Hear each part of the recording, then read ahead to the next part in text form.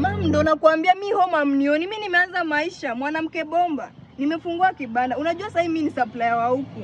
Mimi ndo na supply groceries. Mimi siwezi kuja home. Ndo nakwambia mimi nikiwa napata pesa nitakuwa nawatumia. Sasa tu nataka tu kuanzisha maisha mimi mwenyewe. Eti nimalize shule nikuje home. Aje sasa. Siwezi. Sawa mam. Bye, tutaongea baadaye, acha nishughulikie customer. Guy, Lista. Sawa. Kwani hujaenda bado? Mimi sijaenda home, nimejipanga, nimeanza maisha. Yaani umeamua kuchukua vitu za nyumba ukaleta hapa ukafungua kibanda, si ndio? Mimi nimejipanga. Unaona kwanza bei ya nyanya saa hii. Hii itaniweka, hii biashara itaniweka. Sasa nini unauza hapa? Sinauza nyanya, vitunguu, avocado. Wewe itabidi tumeenda home. Sasa ni nini hapa? Niseme nimechukua hizi. Umebaki na nini sasa?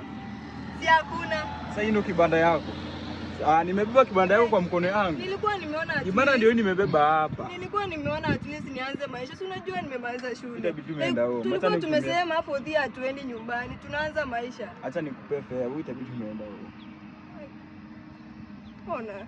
Bora hata poa. Nipe tu vitu yangu tu niende tu. Nimeona sitaweza nienda kwetu tu. Mama kuzikula sasa. Acha tu niende nipikie. Home is the best. I've tried my best but imekata. Itabidi tu niende home. Wewe umekula tu stock sasa. Itabidi umekula stock. Sasa nitadu.